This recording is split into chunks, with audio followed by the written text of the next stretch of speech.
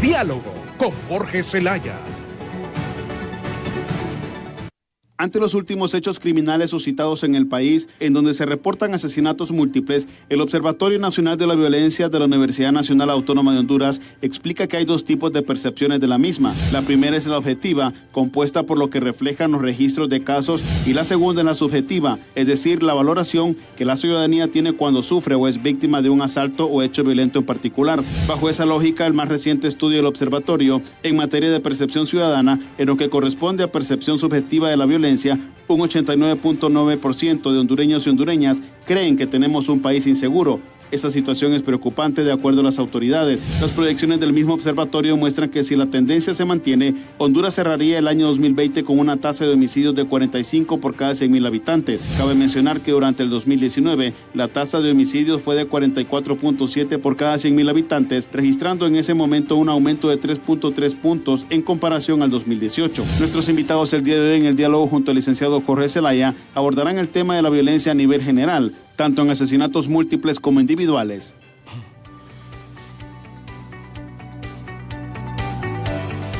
Bien, gracias, Efer, con esta introducción. Una vez más, agradecer a la profesora Trini Padilla Chávez en el sur del país. Rafael Guzmán, muy buenos días, dice: hermanos hondureños, un fuerte abrazo desde Nueva York. Y como comenzamos hoy también, hola Honduras, muy temprano, saludando al ingeniero Marvin Fernando Estrada, que estuvo de cumpleaños ayer, y también a nuestra queridísima prima Xiomara Ramos en Mississippi, que cumple años hoy, ex compañero de colegio y que recordamos y queremos muchísimo. Así que al ingeniero y a la licenciada, a Marvin y a Chomi, mi prima, feliz cumpleaños y les apreciamos enormemente a nombre de los bachilleres promoción 80 del Instituto Francisco Javier Mejía de Olanchito. Entramos ya con nuestra invitada la mañana de hoy. A pesar de la crisis sanitaria que vive el país, la violencia e inseguridad no para. Hasta la fecha se registran más de 35 masacres en lo que va de este 2020. De acuerdo al Observatorio de la Violencia de la Universidad Nacional Autónoma de Honduras, estos crímenes han dejado más de 135 víctimas, proyectando de esa forma la cantidad de 9 homicidios por día a nivel de promedio. Autoridades de la sociedad civil y defensores de derechos humanos son del criterio que es importante hacer esfuerzos conjuntos para integrar a todas las entidades y disminuir la realidad de violencia e inseguridad, que al final de estos esfuerzos sea la Policía Nacional la que se encargue también de actuar ante denuncias y peticiones ciudadanas. Para nuestra invitada de hoy en este espacio, la situación es preocupante y debe instar a las autoridades a revisar las políticas de seguridad aplicadas en todo el territorio nacional. Hablamos de la directora del Observatorio Nacional de la Violencia, la licenciada Migdonia Ayestas, con quien vamos a abordar la otra pandemia de Honduras, la criminalidad, que quiera ser que sí o que no, o lo que puedan decir también los datos oficiales del gobierno, la percepción y la realidad pareciera ser otra. Licenciada Migdonia, muchísimas gracias por aceptar la invitación y desde luego es un placer tenerla aquí con nosotros una vez más. Muchas gracias, licenciado Jorge Zelaya, por la invitación, por abordar un tema que también es una epidemia en el país y que es un problema de salud pública. Por lo tanto, abordarlo, sensibilizar, es decir, concienciar a la población sobre la violencia y la inseguridad, que va de todos los tipos, las violencias, es importante. Y muchas gracias por la invitación. Todo lo contrario, gracias a usted siempre por estar ahí cuando le solicitamos que nos acompañe. ¿A cuánto asciende las masacres este 2020 contabilizados? Incluso sé que ustedes llevan un control, licenciada, antes de la pandemia y después de las pandemias en las masacres en el país. Efectivamente, La violencia sigue siendo una de las preocupaciones, ya sabemos, y dentro de estas violencias, porque hay suicidios, hay eventos de tránsito, hay accidentes, pero el que más impacta es el homicidio, porque es una persona quitándole la vida a otra. Y esas otras, esa persona es generalmente un hombre o varios, porque muchos de ellos son ajustes de cuenta, y a pesar de esta pandemia, se sigue evidenciando. Son 6 homicidios múltiples o masacres que han ocurrido antes del 15 de marzo y a la fecha ya van 39 homicidios múltiples que han quitado la vida de 145 personas. Es decir, que si los restamos esas 6 antes de la pandemia, nos quedan 33 en durante la pandemia. Y se vuelve un problema porque vemos que se sigue desarrollando, quitando la vida de muchos hondureños, los homicidios no paran y que estas personas no les importa la hora que sea. Ayer se suscitó uno en Patuca, lamentó, y mis condolencias para el juez del Departamento del Paraíso, con sede en Danlí, que le han quitado la vida a sus familiares. Y ahí es donde la protección de la vida es importante y sobre todo de los que imparten justicia.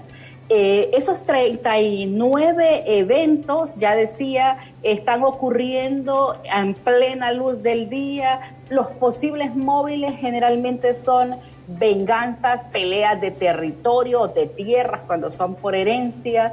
También se dan en ajustes de cuenta. En otros años también esos posibles móviles tenían que ver con temas sentimentales, amorosos. Es decir, una persona no le hacía caso al otro y precisamente por eso le quitó la vida. En Copán hay un claro ejemplo. Pero hay en riñas interpersonales, hay ejemplos en Santa Bárbara, tomados de bebidas alcohólicas, les quitan la vida a otros. Pero este año particularmente, a pesar de que tenemos una pandemia, que estamos encerrados, se ha evidenciado que todos estos casos tienen que ver con venganza y peleas de territorio. Se vuelve un problema porque hay 4 departamentos que son básicamente los más violentos y donde más ocurren este tipo de eventos. Francisco Morazán con 14 homicidios múltiples y el Distrito Central han ocurrido todos. Decía que el epicentro es el municipio del Distrito Central. Luego sigue Cortés con 6 eventos, donde San Pedro Sula con 4 y Choloma son los 2 municipios que han ocurrido estos homicidios múltiples. Luego Lloro, su natal Lloro, sí, tiene 4 homicidios múltiples, donde el Progreso 2, Lloro 1 y Olanchito 1. Y ahí es donde se vuelve un problema porque hay muchos departamentos que se evidencia que hay muchos problemas de la actividad ilícita como narcotráfico, para la venta de drogas, el tránsito de la droga, producción y siembra de estas plantas, de coca principalmente, ahí es donde está ocurriendo y vemos gracias a Dios que Brus Laguna y Puerto Lempira ocurrieron una en cada uno. Otros departamentos tienen otras problemáticas, pero también se evidencian. El Departamento del Paraíso, teniendo una cárcel de máxima seguridad, ya ocurrió un homicidio múltiple en Moroselí, es decir, en esa cárcel de La Tolva, y en Danlí otro. El Departamento de Atlántida, con la ocurrida anteayer en en La Ceiba y otra en Tela, que también son 2 de esos municipios. Pero en los primeros 4, Francisco Morazán, Cortés y Lloro, y Olancho, están ocurriendo el 72% de los homicidios múltiples, 28 de 39. Los meses que más tienen esta ocurrencia, si vemos, es cuando estamos en pandemia. Es el mes de julio y ya estamos igualando a septiembre, que es el otro mes, y agosto. Julio con 7 eventos y 27 víctimas, agosto con 6 eventos y 20 víctimas, y septiembre que ya vamos con 6 eventos y 24 víctimas. Es un fenómeno meramente urbano, ocurre no en las aldeas que la gente no sabe cómo resolver los conflictos, no es cierto. Sí. Esto tiene que ver muchas veces con las actividades ilícitas y con las formas, como decimos, hiciste algo reñido con la ley o con los negocios ilícitos y estás quitándole la vida. 2 de ellas, de estos 39, han ocurrido en cárceles. Y esto se vuelve un problema porque las cárceles ya, si preservar la vida de todos los ciudadanos es responsabilidad del Estado, más aún cuando tenemos los espacios públicos cerrados como son las cárceles. Licenciada, hay crímenes que por la dimensión que tienen o a veces cuando hay personajes muy conocidos tienen una repercusión muchísimo más grande que otros, pero sí son alarmantes cuando usted habla de 39 homicidios, 6 antes de la pandemia y hablamos entonces de 33 durante la pandemia que estamos enfrentando, 145 personas muertas. Se habla ahora de venganzas, de peleas, usted lo apuntaba, de territorios, ajuste de cuentas. ¿Por qué se ha incrementado en su concepto y técnicamente por los informes que ustedes manejan y las investigaciones que hacen estas muertes violentas en el país? El país ha sido un país o un territorio fértil para actividades ilícitas como la narcoactividad. Se dejó crecer temas como las maras y las pandillas, que primero en principio estaban en Tegucigalpa y San Pedro Sula y luego fueron adquiriendo territorio que había sido olvidado por el Estado y ahora están en todo el país o la mayoría de los departamentos. Vemos departamentos como El Paraíso, que a raíz de tener una cárcel de máxima seguridad, las pandillas ya fueron a habitar ahí precisamente porque quieren estar cerca de los privados de libertad, que son sus familias, que como pandilleros se vuelven su propia familia y tienen esa concepción de que a la familia hay que defenderla hasta con la muerte. Entonces ahí se vuelven esos problemas. Otros problemas, ya los decía, es que las instituciones que debienen brindar la seguridad lo hacen no con la contundencia que se requiere.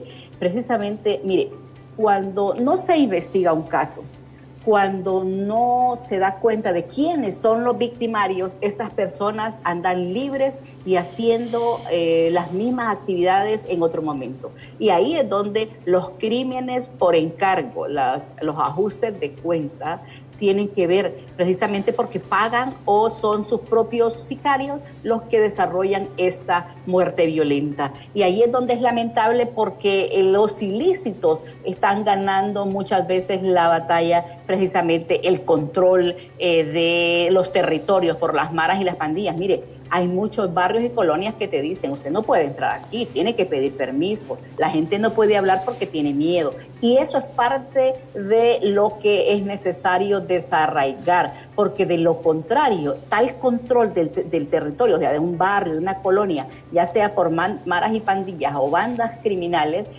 o grupos de narcotraficantes que hasta expropian sus propiedades, casas, terrenos para siembra de coca o para muchas veces hasta para que aterricen narcoavionetas. Ahí es donde está la raíz del problema. Por eso que el Estado o que el gobierno con sus instituciones desarrolle toda una investigación que dé cuenta de quiénes son, a dónde lo realizan, porque quienes mueren ya lo sabemos, pero lo que no sabemos es quiénes son los que están detrás de estas muertes violentas, porque obviamente son muchas. Si analizamos cuántos homicidios han ocurrido en este periodo, y quiero verlo en los primeros 6 meses, se evidencian, por ejemplo, que han ocurrido 2.678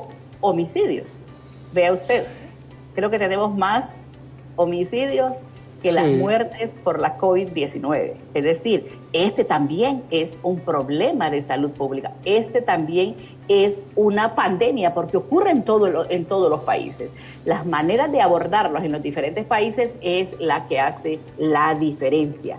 El control y la disuasión del delito es importante porque precisamente la ciudadanía le da la autorización al Estado, al gobierno, para que use la fuerza, use los órganos o cree instituciones para que en nombre de la población hagan las acciones o las estrategias para controlar el delito, pero también el de prevenir, porque el problema de esto es que cuando no se hace lo suficiente, los delincuentes están en la calle, es decir, no se hace investigación científica criminal, entonces lo que pasa ahí es que la gente o los victimarios siguen desarrollando su actividad criminal y creen que el brazo de la justicia no va a llegar.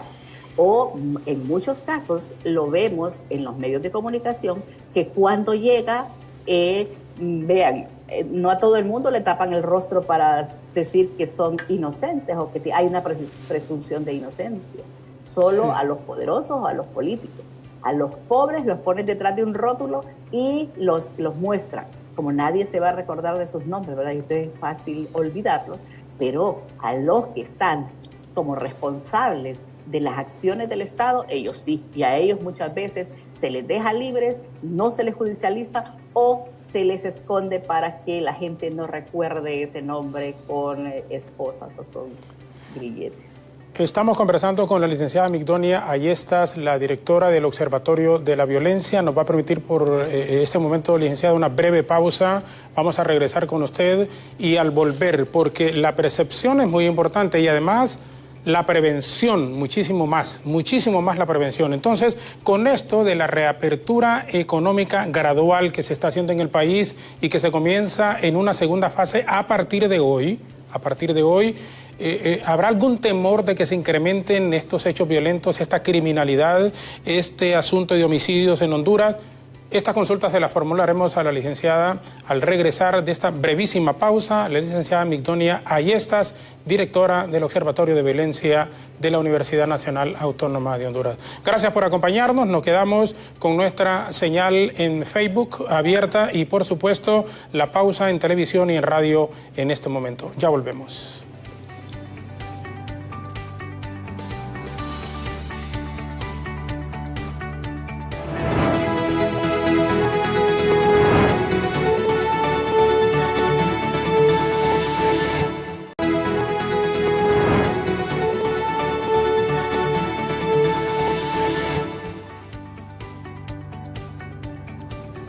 Conversamos y regresamos en este momento con la directora del Observatorio de Violencia de la Universidad Nacional Autónoma de Honduras, la licenciada Migdonia Ayestas.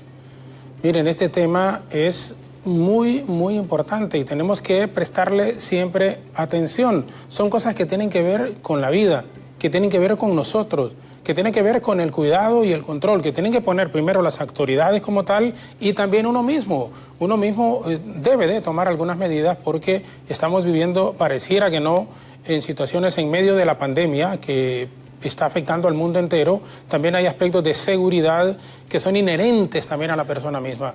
En relación a lo que fue el 2019 y el 2020, ¿qué parámetros diferentes se pueden establecer en cuanto a números y también, claro, el año pasado no estábamos viendo a esta fecha ni en mente creíamos que podía ocurrir lo que estamos enfrentando con lo del COVID-19, licenciada, pero del año 2019 a lo que llevamos del 2020, ¿cuáles son las diferencias que se pueden establecer?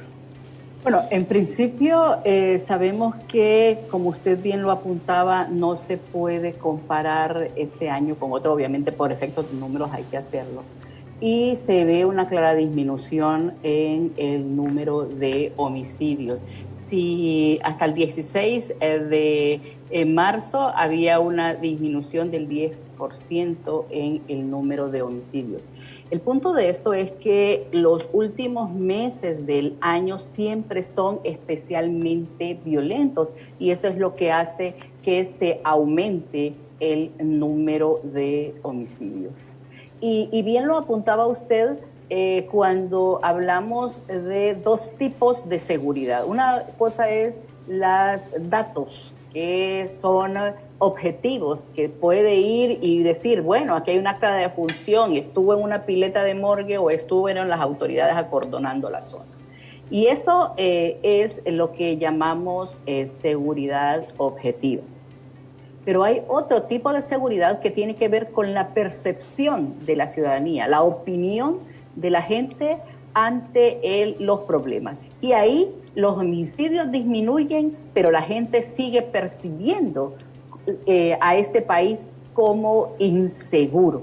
Y ahí es donde es importante en este momento de la reapertura. Mire, la tasa de homicidios el año pasado está cerrando en 45 por cada 100.000 habitantes. Habíamos proyectado 44.7 por cada 100.000 habitantes, pero el observatorio, con su afán de llegar más cerca a la realidad, está incorporándole a la Secretaría de Seguridad muchos de los casos que no habían sido consultados en fuentes oficiales y por lo tanto hay casos que tienen que incorporar y eso hace que aumente la tasa de homicidios. Precisamente es la responsabilidad del observatorio y la confianza que la ciudadanía nos ha dado de contarnos a través de un sistema de participación ciudadana que se tiene con web y app, precisamente para que la gente nos diga qué es lo que está pasando y ahí evidenciar más la situación. Por eso es que vamos a cerrar el 2019 con una tasa de 45 por cada 100.000 habitantes y este año, déjenme decirle que se está proyectando una tasa entre 37 y 40 por cada 100.000 habitantes. No es casual. Precisamente la reapertura nos va a decir cómo vamos a estar, precisamente porque tenemos desde el 15 de marzo hasta este momento estamos confinados, encerrados.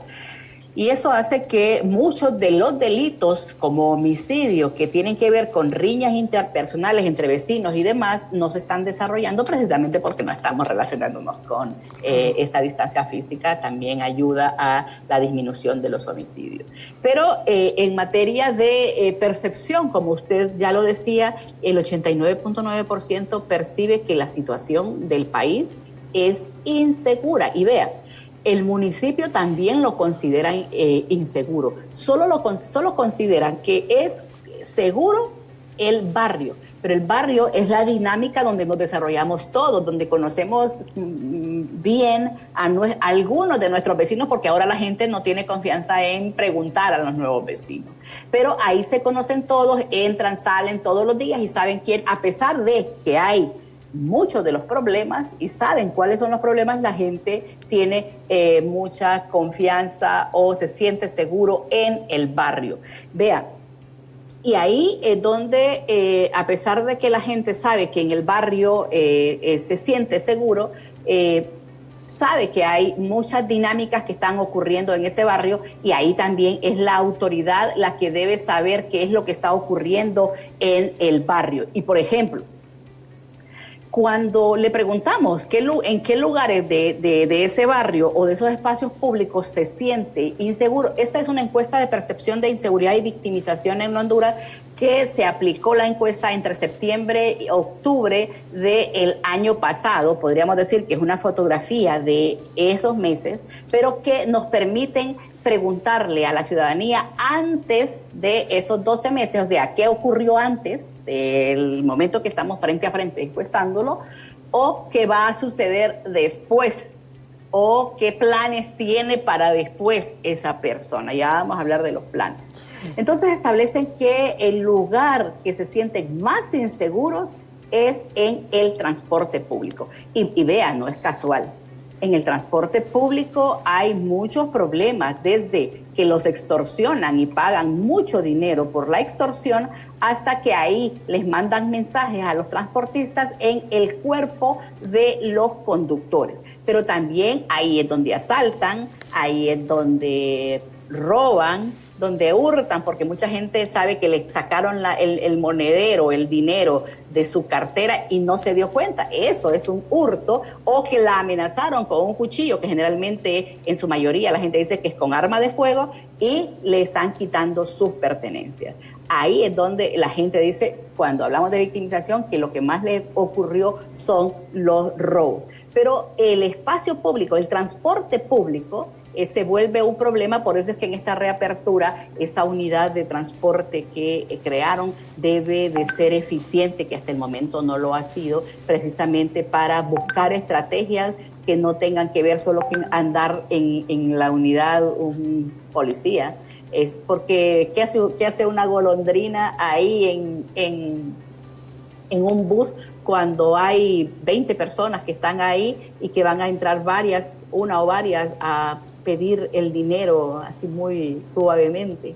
Entonces se vuelve un problema el transporte público y sobre todo las muertes violentas en el transporte público. Mire, en los últimos años son 1.880 personas, conductores, ya sea pilotos de taxi, de autobuses, de mototaxis, los que han perdido la vida precisamente y en su mayoría son producto por extorsión y algunos por problemas personales. Sí. Luego también es importante los lugares públicos. Y vean, no es casual que en los lugares públicos la gente tenga miedo de esos espacios, porque es que ahí llegan a lanzar cuerpos, ahí les quitan la vida a otros. Vea usted que los homicidios múltiples ocurren en los espacios públicos y que ahí es donde los vigilan, donde son eficaces para desarrollarlos porque no queda ninguno vivo. Entonces, ahí es donde está un problema y el 67.2% establecen que el barrio es donde se sienten más seguros, pero que en ese barrio ocurren cosas como venta de drogas, consumo de alcohol en las calles, que en las calles también ocurren homicidios y que establecieron que el 33.2% de los encuestados estableció que hay maras y pandillas. Este es un problema que es necesario abordar con estrategias integrales, porque no solo es capturarlos y mandarlos a la cárcel, porque si no estaría llena la cárcel y haríamos un departamento en cada una de las cárceles que hay, sino más bien estrategias que tengan que ver con la prevención de la violencia, porque cuando establecen que hay maras y pandillas, bandas criminales en el barrio, ya están diciendo el problema y ahí el control del territorio se ve más efectiva. Nunca había sido tan alto este tema de la presencia de maras y pandillas que lo están diciendo en ese momento. En ese momento que se aplicó la encuesta. Ahora, mire, yo le pregunto, las mismas explicaciones que nos está dando son realmente impresionantes y muy importantes, pero volvemos, percepción. Usted nos hablaba que el 2019 alrededor de un 45% o 45 personas por cada 100.000 habitantes habían muerto, que tienen previsto en proyecciones entre unas 37 a 40 personas muertas. 40 es una tasa. ¿En este 2000? Sí, pero es que cuando hablamos de es una tasa de homicidios, claro, es decir, que se multiplica por 100.000 por 100.000 habitantes, correcto, pero pareciera que la tendencia, de acuerdo a los datos que ustedes en el observatorio están manejando, es a que se baje en cuanto al porcentaje a final de año, pero la percepción de la gente es otra. Hoy igual ayer asesinaron a un periodista en Comayagua, entonces la gente dice, como son hechos de impacto, entonces la gente dice, bueno, sigue la criminalidad. Cuando se habla en un pueblo de una masacre, 4 o 5 personas que murieron, continúan los hechos violentos aun cuando el gobierno con sus datos oficiales o en este caso el observatorio dicen otra cosa. Es que somos o muy negativos, o la percepción nuestra como pueblo, como ciudadanía, no nos hace ver verdaderamente la realidad de lo que está ocurriendo, o es que también en el hecho real están bajando estos hechos de violencia en relación a lo que pudo haber sido el año pasado también y otros años atrás, licenciada. Mire, el problema nuestro, y es que el gobierno nos acostumbró a creer que solo el homicidio es hecho de violencia. Y que solo a través de la tasa de homicidios como único indicador es lo que ocurre en el país. Mire, los homicidios, si bien es cierto, es el único hecho que podemos probar precisamente porque la gente va y establece ante el Registro Nacional de las Personas un acta de defunción, donde la policía en muchos de los casos va y acordona la zona, el fiscal ordena el levantamiento del cadáver y medicina forense lo autopsia cuando hay, porque no está en todo el país. Entonces creen que eso es lo único. Pero hay otros hechos, como ya decía, el robo, el hurto, las violaciones, el maltrato a menores. Mire, las muertes violentas de mujeres es un problema en el país. El hecho de la violencia física, psicológica y sexual en Honduras es un problema. Pero si solo lo vemos a través de la tasa de homicidios, cometemos el error que nos quieren acostumbrar a ver. Precisamente, y es que es lógico. Mire, los gobiernos se quieren comparar en el mundo y tal vez quisieran que les dieran el Premio Nobel de la Paz porque han disminuido la tasa de homicidios. El punto de la tasa de homicidios es que éramos el país más violento de Honduras. 86.5 por cada 100,000 habitantes. Y solo éramos 8, ahora somos 9.2 por ahí de la población. Y entonces ahí es donde caemos el error del gobierno, de creer que eso es lo único que tenemos que ver. Precisamente como observatorio analizamos todos los tipos de, hasta las muertes en transporte público, porque son de alto impacto.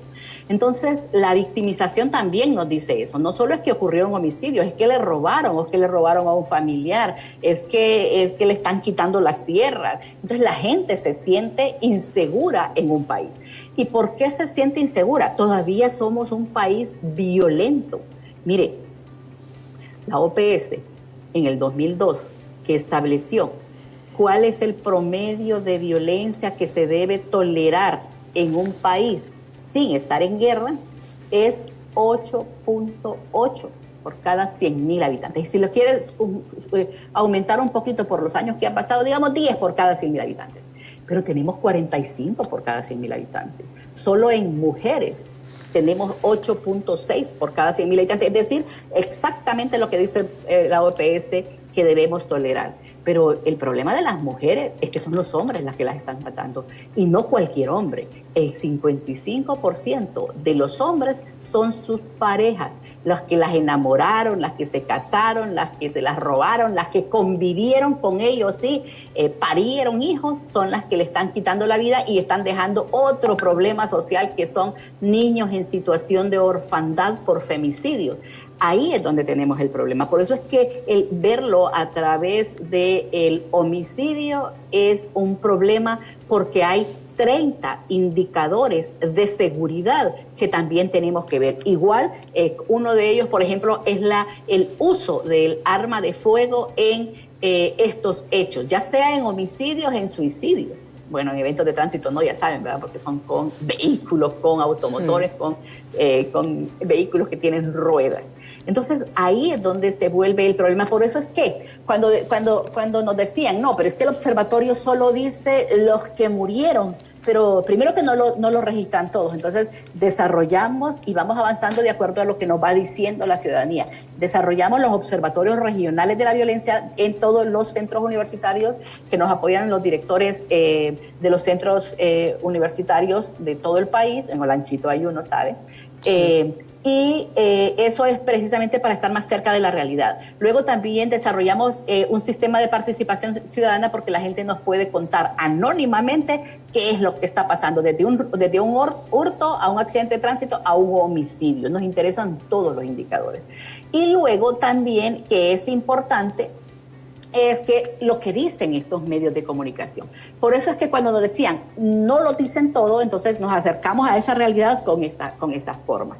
Pero también sabemos que una cosa, y ya lo decíamos, es lo que ocurre, y otra cosa es lo que piensa, la opinión de la ciudadanía. Y vea, todos opinan de diferentes formas, ¿verdad? Así como es el país más seguro del mundo, como por ejemplo, si el 89.9% dicen que es el país inseguro, pues el resto dice que es seguro.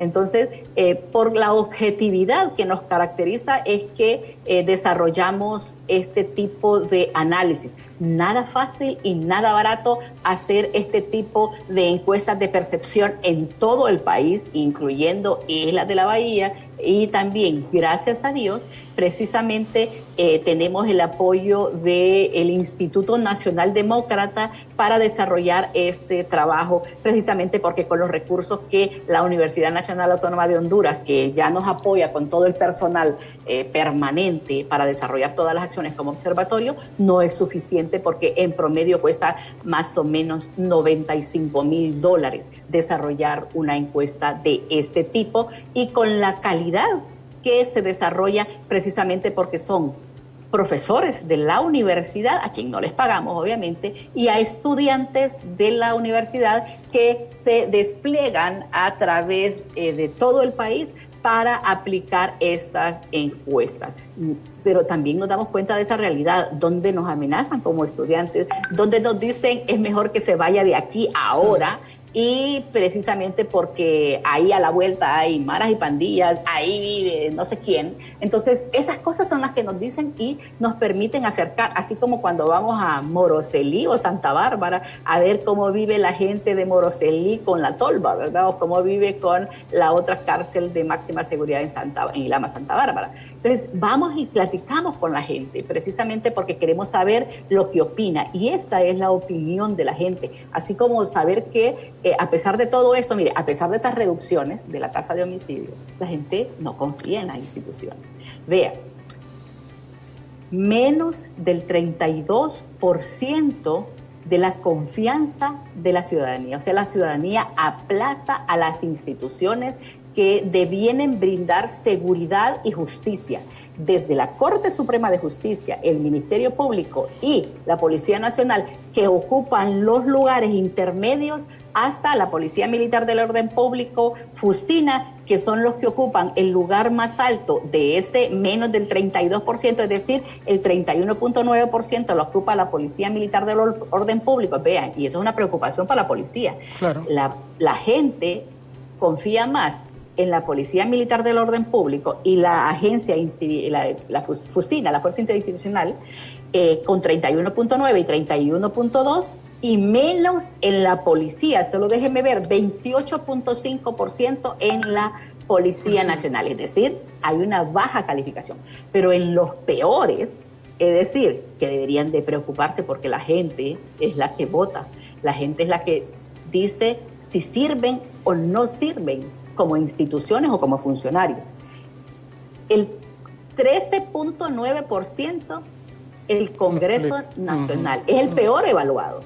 Pero luego sigue, el anterior es el presidente de la República, con 15.2%.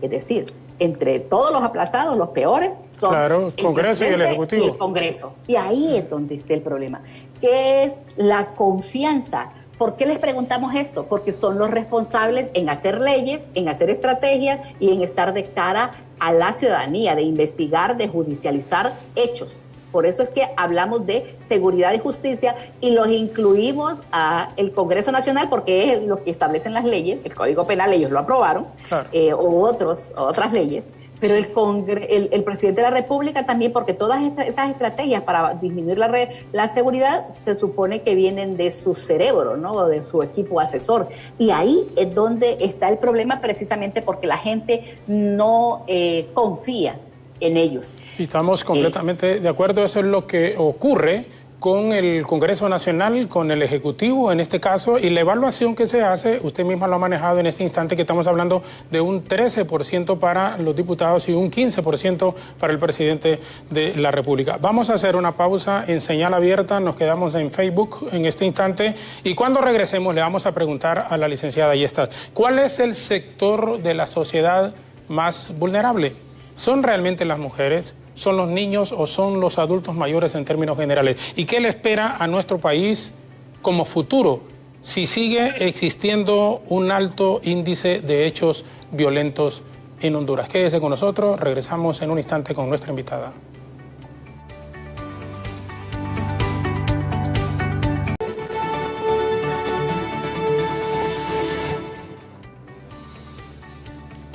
Bueno, tenemos mucha participación a través del Facebook de gente que nos ve tanto fuera como de nuestro país. Dice Jeremy Matamoros, la disminución de la criminalidad por la pandemia no es negocio para los que manejan la tasa de seguridad y las empresas privadas. Así que todo es un buen negocio, no se puede dejar caer. Se han reducido, dice, las masacres. Bueno, seguramente ¿cómo es? Reducido las masacres, se ha reducido, dicen probablemente, las masacres, pero Este es un tema, como apunta la licenciada Migdonia Ayestas, bastante difícil, un tema muy complejo, pero decíamos cuando íbamos a la pausa, gracias Jeremy Matamoros, mujeres, niños, niñas o adultos mayores, ¿cuál es el sector de la sociedad más vulnerable en los datos estadísticos que ustedes manejan que son más propicios a este aspecto de la violencia en el país? En Honduras, y voy a ser contundente con esto, en Honduras el principal factor de riesgo para ser víctima de la violencia es ser hombre, menor de 30 años. ¿Por qué? Porque ahí es donde ocurre la mayor tasa o el mayor número de homicidios. El homicidio va apuntado hacia los jóvenes, pero las mujeres son especialmente vulnerables precisamente porque quienes les quitan la vida no es cualquier hombre, es la persona con que convivió, que enamoró, que estuvo un proyecto de vida y que en este momento le está quitando la vida o le está desarrollando esa violencia física, psicológica, que lleva a una violencia sexual o a la muerte. Por eso es que se vuelve un problema que no se establezcan estrategias integrales para grupos vulnerables. Pero vea, mire, en este momento y en esta pandemia, las personas de la diversidad sexual, lesbiana, gay, travestis, transexuales, LGTBI total, son especialmente vulnerables. Muchas trans en este momento han perdido la vida y ahí es donde se vuelve un problema, porque entonces si tenemos que buscar una causa, tenemos que ver la cultura violenta con que nos han criado. Por eso es que la tarea de prevención de la violencia tiene que empezar en la familia, en la escuela, en la iglesia, enseñándonos cuáles son los factores de protección. Pero los factores de protección para que una persona no se convierta en victimario a futuro de convivencia pacífica, sino están yendo a aconsejar por quién va a votar y que no voten por otros partidos y que sí voten por el Partido Nacional. Eso no es posible. Ya se nos debe olvidar esa política partidista y emplear a la gente por partido político precisamente porque el resto de la población nos la vemos mal. O sea, y digo nos la vemos porque yo soy parte de los pobres de este país, vivo de un sueldo, así como muchos, y otros viven de la corrupción que tienen en el Estado, que eso también se vuelve un problema. Eso hace que el país se vuelva inseguro. Y ahí es donde la gente no quiere decir o hacer nada para remediarlo. Por eso la pregunta, ¿dónde está el dinero? Es importante. Claro. Y no me digan que contratando médicos, porque ya dijeron que los médicos no les pagan. No me digan que comprando hospitales, porque ya vimos que los hospitales ni siquiera funcionan y que la gente como Lanchito, que acaban de presentar una información, ha creado un hospital de triaje, pero le han tenido que pedir el dinero a la gente. Entonces la pregunta es, ¿y dónde está el otro dinero? Y es una pregunta... El de la tasa de seguridad. Y es una pregunta válida, es una pregunta legítima y que deben de responderla. Es decir, y no molestarse. Honestamente se lo digo, aun cuando yo tengo bueno, la gente lo sabe, yo soy del partido, es decir, del partido que está gobernando en este momento. Sí, pero hay cosas que a uno no le gustan también.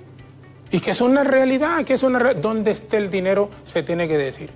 Y cuando solo decimos así, no, que ahí está en la contratación de doctores, bueno, pero cuando quieren darle también el acuerdo a los doctores, no es posible que solo se le quiera dar a los que acaban de entrar ahorita. Ajá, y aquellos que están por contrato hace 15 y 16 años, por decir algo en este instante, Pero sí nos parece sumamente interesante. Mire, este es un tema que nos llevaría muchísimo más tiempo y por eso quisimos abordarlo con usted. Tarea de prevención, fundamentalmente tiene que hacerse en forma primaria en el hogar.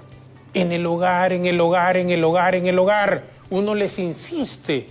Y cuando a los años que ya tenemos y que uno que es abuelo, pucha, y ayer hablaba con Senia y hablaba permanentemente, yo digo, quisiera tener 30 años atrás para tener 4 solo de matrimonio y tener esos 3 primeros hijos que tuvimos y criarlos, aun cuando nos sentimos felices de tener los hijos que tenemos, pero criarlos un poco más diferentes, cuando digo un poco más diferente, darnos cuenta que la base de los jóvenes niñas o niños, es el hogar, es el hogar. Después hubo un complemento, la escuela, la iglesia. Pero, usted lo apuntó, licenciada, y es importantísimo. Por eso aquellas parejas jóvenes que nos están viendo en este momento, cuando digo jóvenes es porque no tienen el camino recorrido y vivido que tenemos ya nosotros. Pero para esos jóvenes que nos están viendo, miren, no hay cosa más maravillosa y que se le quede en la mente siempre a uno cuando desde pequeño, desde los 6 años, 7 años, 8 años, y así, en ese crecimiento, los papás acompañamos y apoyamos a nuestros hijos. Eso es lo que se nos queda en nuestra memoria, en nuestra mente, en nuestro corazón. Eso se nos queda para toda la vida. Y la forma en cómo lo eduquen a uno, lo críen a uno, ahí mismo va a ir dando frutos. Por eso un árbol que nace torcido no da buen fruto, un árbol que va correcto, y eso es aplicable para la vida.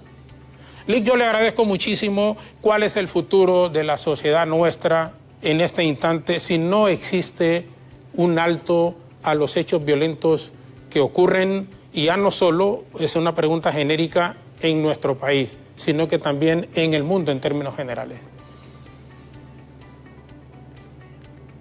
Ahí es importante poder establecer que si no se cambia esa cultura violenta, esas relaciones de poder que hacen que unos puedan robarse el dinero del Estado o maltratar a una mujer, vea que se estoy poniendo en el macro y en el micro, no vamos a llegar a ningún lugar. Y eso se vuelve un problema porque la misma encuesta de percepción nos dice que del total de encuestados, el 17% de ellos establece que se quiere ir del país.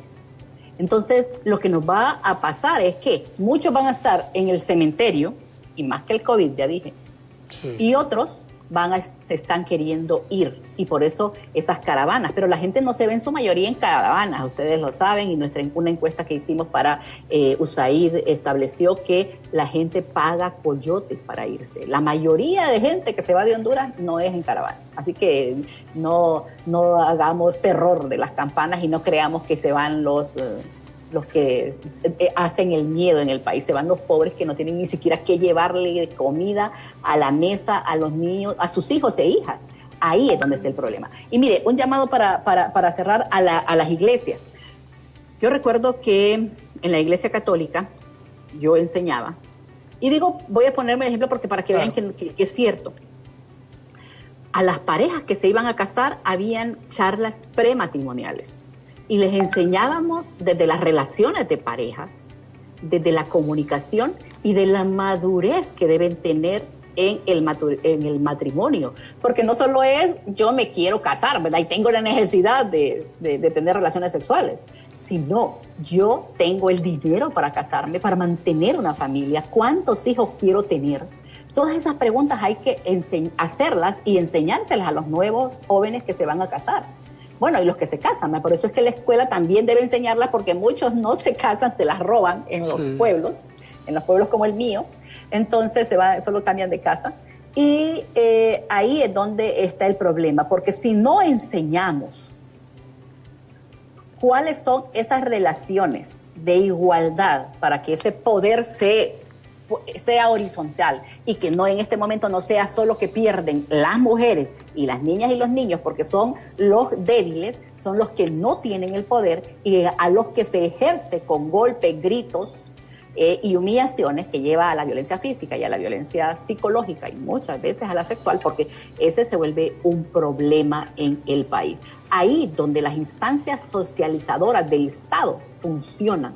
Por eso es que hay un cura, el salvadoreño, el padre Baró, el doctor Baró, Martín Baró, establecía que la familia no solo es el simiente de la sociedad, es todo en la sociedad. Por eso invertir en la familia, por eso es que me da chiste las dichosas guías o guías de familia, precisamente porque lo que menos están haciendo es guiando familias. Es una estrategia partidista y eso no es problema. No se vale que jueguen con la dignidad de la gente y que las usen y que solo por llevar dinero del gobierno, del Estado de Honduras a la mesa, tengan que hacer cosas que no tienen que ver con el amor a la patria, con la identidad nacional, que eso es lo que tenemos que enseñar también a nuestros diputados, a nuestros gobernantes y a los niños y niñas de las escuelas. O sea, es en todos los niveles. Por eso es importante la prevención de la violencia en todas las esferas.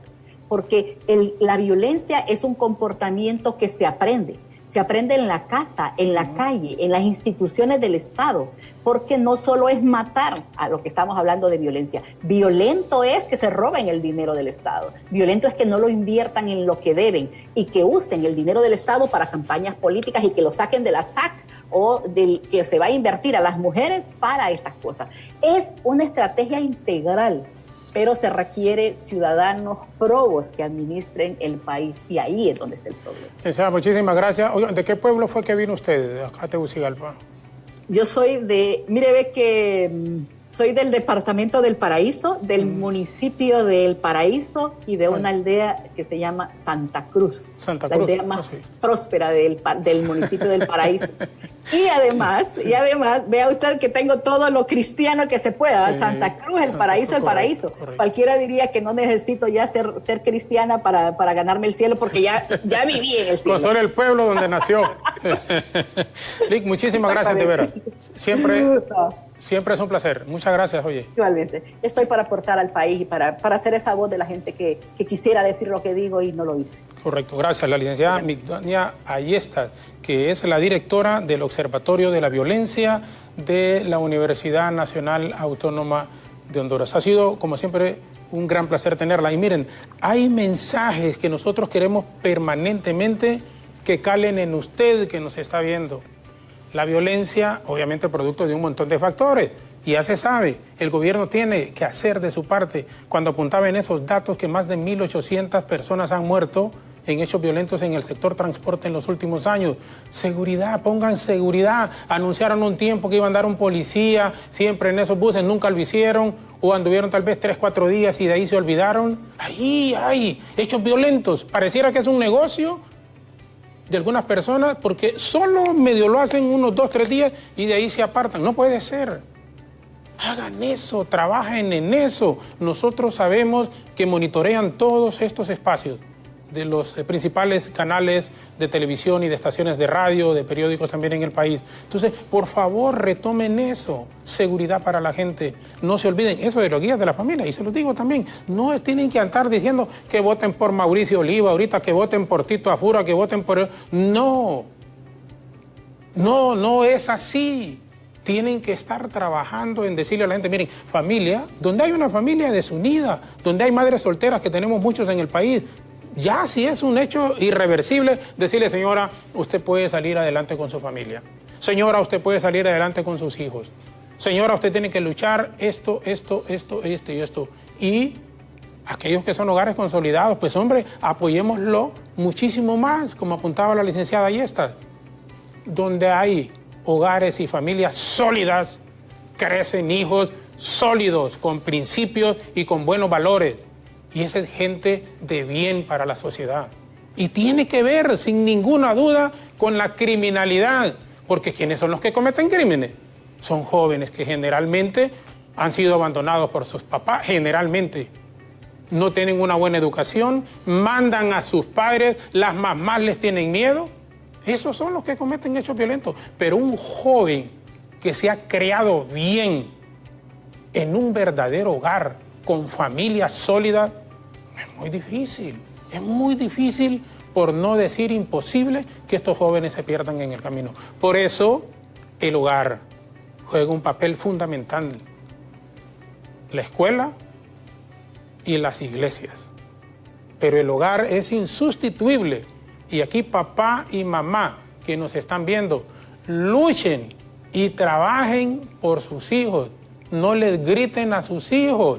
Cuando uno tiene la edad que yo tengo, 58 años, 34 de casado, quisiera regresar, aun cuando le doy gracias a Dios, insisto siempre, y le agradezco a mi esposa y por los hijos que tenemos. Y hay gente que, mira, ustedes tienen suerte con sus hijos. No es suerte, es la forma en cómo se crían a los hijos. A los hijos hay que darle amor, pero hay que darles también rigor, definitivamente. Si no, les insisto que todos estos jóvenes, apuntaba la licenciada Ayestas, y miren quiénes son los que más participan en hechos de violencia en el país. Hombres menores de 30 años. Ahí está. Hombres menores de 30 años. ¿Y ustedes creen que esos jóvenes que cometen hechos violentos lo hacen así por así? No, es una conducta inadecuada que tuvieron desde pequeños. Por eso ahí tiene que estar la mano del papá, la mamá. Y una señora que... Yo, Jorge, yo que soy madre soltera, no importa, señora. Usted la autoridad sobre sus hijos jamás debe de perderla. Si es madre soltera, no importa. Es la madre de esa criatura. Y enséñele a que se comporte como un verdadero caballero o como una dama. Y que respete también a su entorno, a todos, a sus abuelos, a sus vecinos, a sus compañeros de escuela. Y no le enseñe picardías, utilizando lenguajes así populares. Enséñele a que tiene que ser una persona de bien y una persona correcta. Gracias de nuevo a la licenciada Migdalia Ayestas, que es la directora del Observatorio de Violencia de la Universidad Nacional Autónoma de Honduras. Repetición de este diálogo hoy a las 11 en punto de la noche, siempre aquí por BTV. Ethel, Alejandra y Efer continúan hasta las 9 en punto de la mañana. De mi parte, muchísimas gracias, muy buenos días y que Dios les bendiga.